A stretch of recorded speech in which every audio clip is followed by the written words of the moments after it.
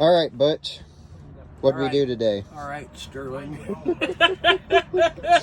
Well, if you'll notice, Yes. we have a wattle and daub chimney coming together. Yes, we do.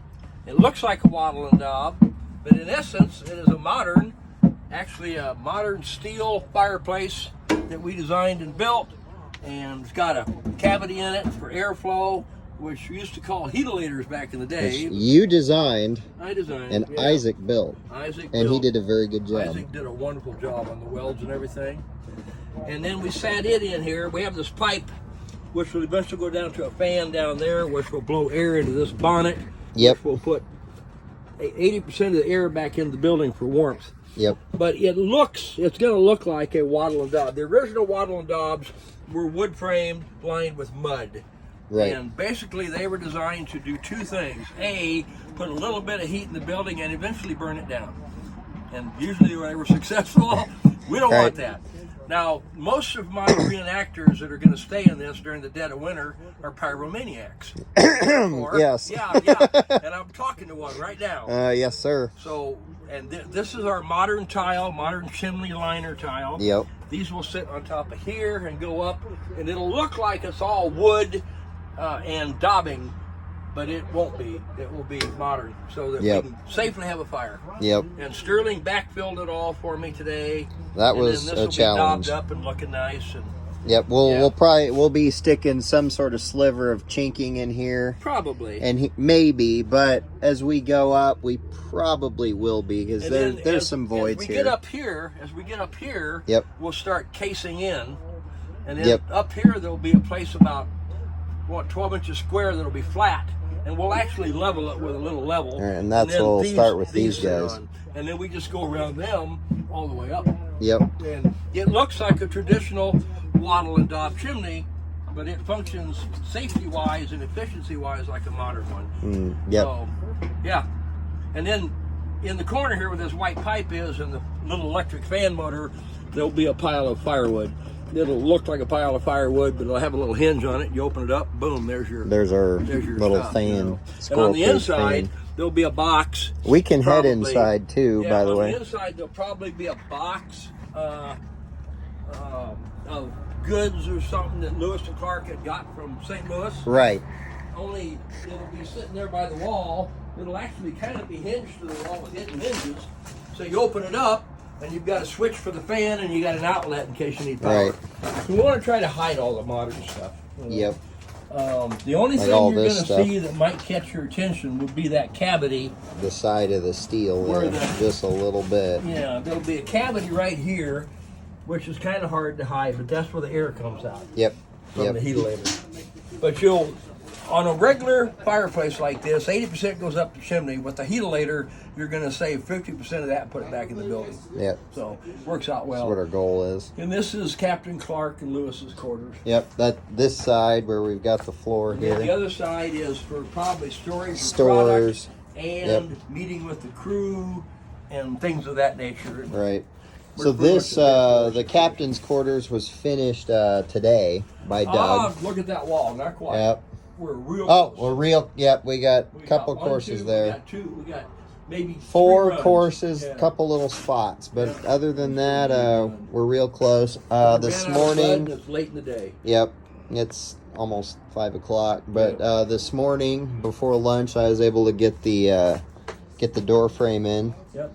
And so I fastened them.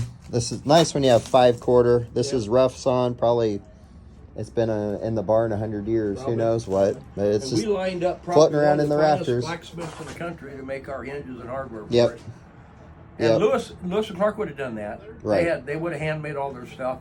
But then when they left the building, they would have took it. They would have taken it. Just like when they came back in. They abandoned the structure, but took all the hardware. Right. Well, I'm even thinking when they came back with the two, they came back and took the one pirogue. They took all the fittings off of the other at Great Falls, off the red pirogue, Montana. They salvaged fittings from it. Yep. Metal was precious. Metal was still terrible. And it's kind of funny because, everybody talks about the iron frame boat was left buried up there. Right. No way, Jose. No, and not all that strap iron. No. Now, because Dean told me, Dean and I figured out what that strap iron looked like, And he took a chisel once and he went boom, boom, and handed me a perfect arrowhead. He said, no, they didn't leave it behind, trust me. Yeah, no, there's no way. It's probably in 100 little different Native American homes and ancestral places, handed down from generation to generation. They don't know what it is, but it's a piece of that. It's a piece of that iron frame. Oh yeah, you could have a steel or an iron arrowhead. You wouldn't have a clue that how old it was. No. So pretty cool history. I marked the center where we're gonna have a doorstop here. I'm thinking the front door is open, you know, for people to come in and see what we're doing. Or this one's gonna swing out, right? I want to swing in. The room's too small, I think. Well, but the hinge will be over here then. Yeah, I think so it swings this way. Swing in, buddy. As long as you could see in here. And their desk in here. Right. Well, we can decide on that, but I was planning on swinging it out because that's a bigger room. Yeah. You know. It doesn't matter, but yeah, we can swing out. That's fine. Either way.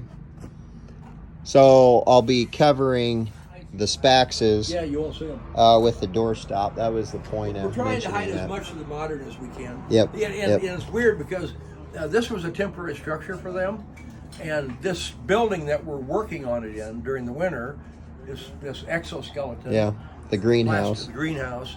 It's a temporary structure. So we're inside of a temporary structure, building a permanent rendition of a temporary structure. Think about that for a moment. Wrap your head around also, that. the temporary structure that was put up in 17 days by about 24 people. It's going to take us 2 years. And it's going to take us 2 years to replicate that, so it doesn't, you know, so it actually lasts for more than a couple seasons. Well, we got to make Mr. Doug Friedley famous. Yes.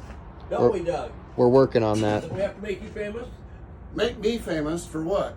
Hanging out with you? Yeah, well, that's part of it, yeah. I mean, that's one of it. That's a big test. Yeah. I mean, you talk about a challenge.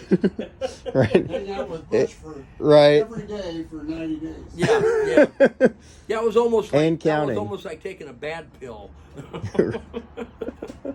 I bet in the last 90 days, on 1.5 hands, I can count the number of years I haven't been here.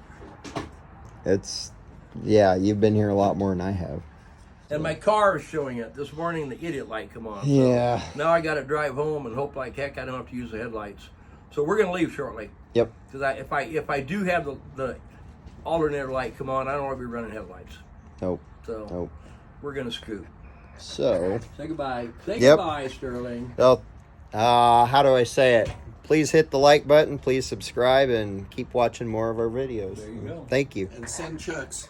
And send checks to the Lewis and Clark Interpretive Center at Nebraska City.